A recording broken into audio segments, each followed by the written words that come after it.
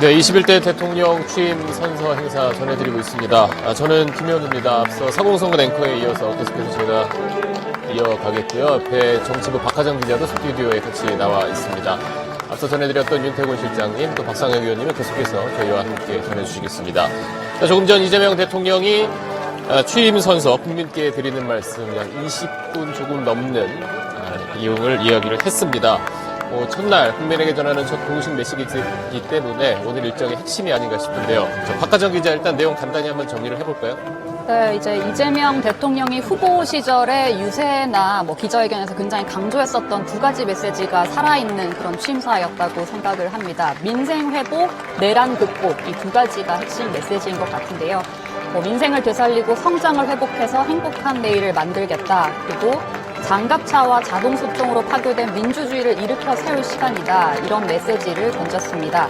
그러면서 첫 번째 민생 회복과 연계해서 경제 살리기 1호 지시로 언급되어 왔던 비상경제 대응 TF를 곧바로 가동하겠다라고 밝혔고요. 그리고 이 민주주의 회복과 관련해서는 크게 통합하라는 대통령의 의미에 따라 모든 국민을 아우르고 섬기는 모두의 대통령이 되겠다고 언급했습니다. 다만 내란에 대해서는 철저한 진상규명으로 합당한 책임을 묻겠다 이렇게 강조를 했고요. 이 이재명 정부를 어떻게 일컬을지에 대해서도 명명을 했습니다. 세 가지인데요. 정의로운 통합정부, 유연한 실용정부, 실용적 시장주의 정부 이렇게 세 가지로 이 정부의 성격을 규정했습니다. 네. 지금 이재명 대통령이 국민께 드리는 말씀 이후에 로텐도홀에 참석한 국회의원들 또 국무위원들과 악수를 하고 있는 모습 보고 계십니다. 이제 로텐도홀을 나가면 지금 국회 잔디광장에도 앞서 잠시 화면 보셨듯이 많은 대통령 지지자들 또 민주당 지지자들이 들어와서 이곳 지금 취임선서 행사 장면을 실시간으로 함께 보고 있습니다. 박상혁 의원님, 저는 지금 이재명 대통령 이야기 들으면서 좀 귀에 많이 이제 들렸던 말이 통합, 실용 이런 단어들인데 어떻게 들으셨어요? 그 이전에 동료 의원들이 저기 있고 제가 여기 있으니까 굉장히 낯선 모습인데요. 네. 좀 전에 우리 박하정 기자가 얘기하신 것처럼 전체적인 틀에서는 기존의 선거운동 과정 속에서 해왔던 그 기조라든지 워딩이라든지 이런 것들이 다 유지되고 있다라는 생각이 들고요.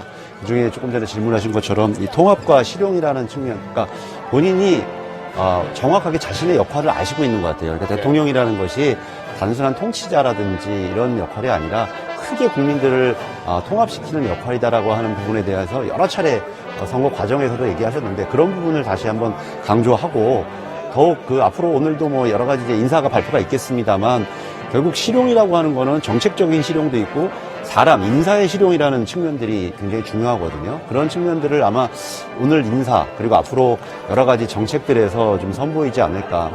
김대중의 정책이면 어떠냐, 박정희 대통령의 정책이 어떠냐 이런 부분들을 이렇게 표현하시는 게 결국 그런 방법을 통해서 지금의 국가적인 위기, 대전하는 시기라고 하는 이런 규정들을 해결해야 된다라고 하는 좀 절박함이 저는 느껴졌습니다. 네. 민주당 의원으로서 여기 행사에 참석하지 못한 아쉬움이 있으시겠지만 그래도 더 많은 분들께 국민께 대통령의 메시지를 전달해 주신다는 마음으로 계속해서 박상희 의원님은 함께 해주시겠습니다.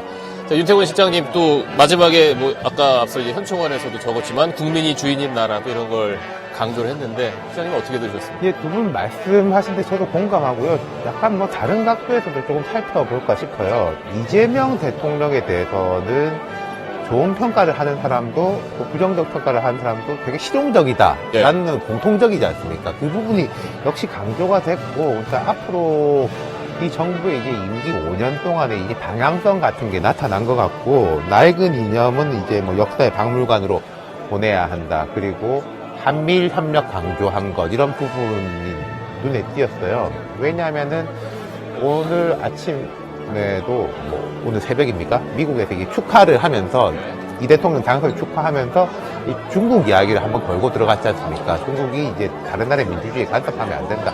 이런 이야기를 걸고 들어갔기 때문에 또 오후에 트럼프 대통령하고 통화도 있기 때문에 한미일 협력, 또 한일 관계 이야기를 많이 한 것 같고, 이 대통령이 캠페인 기간 동안에도 중도 보수, 중도화 이런 이야기를 많이 했지 않습니까? 오늘도 실용 이야기를 하면서 사실은 우리나라에서 한 20, 30년 동안 진보, 보수, 좌우로 갈라지는 것을 보자면은 첫 번째는 이제 민족, 문제, 뭐 북한, 미국 이야기 나오고 중국, 일본 이렇게까지 나오는 이슈가 되고, 두 번째가 이제 뭐 노동과 계급 이렇게 관련되는 이슈가 되고, 세 번째가 뭐 젠더라든지 소수자의 권리라든지 이런 것들이 이제 논점이었는데, 이 대통령은 그런 부분을 좀 실용주의로 뭉뚱그리고 갈등을 위한 갈등은 없겠다라고 말하면서도, 근데 저한테 좀 귀에 들어온 것들이요, 이 경제 성장 이야기하면서 균형, 공정, 지속적 성장 이런 이야기를 했거든요. 네. 이재명 정부에서의 진보,